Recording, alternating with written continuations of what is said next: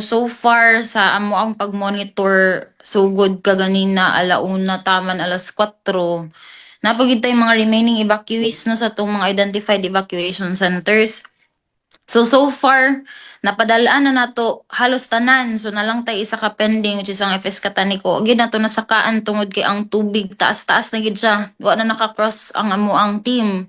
Gani na pa na stranded nga team namo nakauli gani na 5:00 nakapin. So karong morning before 12 gyud among sakaan ang FS Kataniko deliveran na to og relief no kay mo na lang ato ang barangay nga wala pa naadtuan sa tibuok gabi o kadlawon kaganina nga nagbaras-baras atong team. So as to update no kung pipila ang mga active nga evacuation centers aduna kitay 16 as of this as of 6 a.m. no. So naman. kuan lang ang last nga update sa ato ang team is for 4:45 a.m. So napagi active ng mga evacuation sites. And then as to kadtong ato ang mga affected no sa Barangay Agusan kadtong families nga sadly na tabunan gid no na absan gid sa ilahang kinabuhi. Sa inani nga mga sitwasyon Sir John and Sir Jade no naay ika-extend nga financial assistance ang city no through CSWD through our city ordinance no na may naka-indicate dito nga for casualties due to calamities so natay ma-provide nga financial assistance.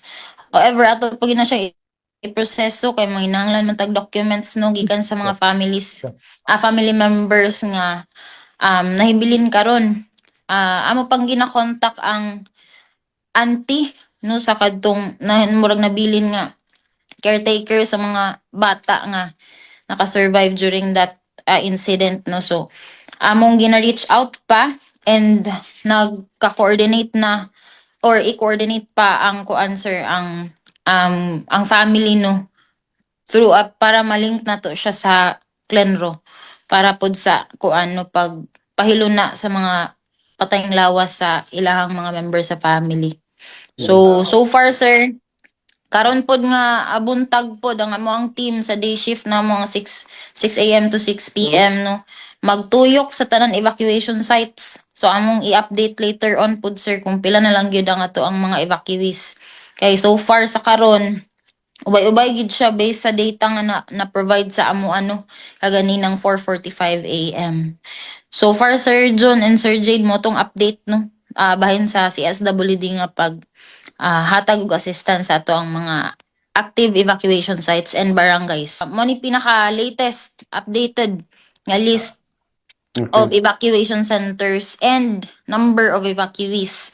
Nalay nag-update karong 8 a.m. nga wala na daw evacuees ang Konsolasyon no kaning diri sa may Rio de Oro na to nga Boulevard no. So naamong gud tayo nag-evacuate kagahapon nga 26 families with 77 individuals. So far kana sila wala na dito sa Okay. site karon na malik na no. And Okay. then ang ato ada yung Barangay Agusan nag-inform sa amo ang ato ang camp manager kaganina nga ang nabili na lang daw dito is ang kadtong family members nga nabilin sa kadtong namatay no kagahapon sa landslide. Pero ato pagyapon na siyang i-confirm Sir Jun and Sir Jade no during sa ato ang pagtuyok sa ato ang mga team no karong morning. So nagulat lang ta sa vehicles no nga moabot kay nahubsan gid tubil. So Lagi. wala karon nga kuan morning gid ta mo tuyok after nga makatubil sila dito sa ato ang dipo.